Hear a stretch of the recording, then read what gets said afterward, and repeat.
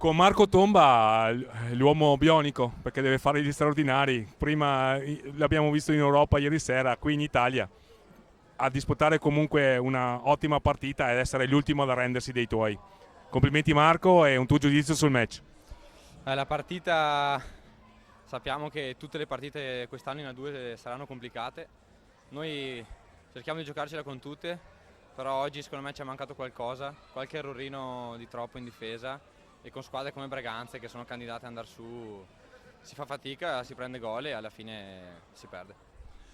Quest'anno l'ho appena sottolineato, molti impegni per te, la 1 assolutamente, dove sei protagonista, questo campionato di A2 dove assieme a un gruppo di prospetti giovani e capaci assolutamente che l'hanno dimostrato. Poi il fatto che ti rammarichi per il risultato vuol dire che ci tenete assolutamente. E poi l'Under 23, quindi un'annata molto impegnativa Marco. Cosa vedi all'orizzonte? Beh sì, appunto gioco in queste tre categorie, l'Under 23 è un po' quella più da sperimentare perché siamo un misto tra 1 e 2. La 2 è diciamo un po' la mia famiglia perché sono i ragazzi con cui sono cresciuto, con cui ci siamo guadagnati questa 2, quindi naturalmente ci tengo tantissimo.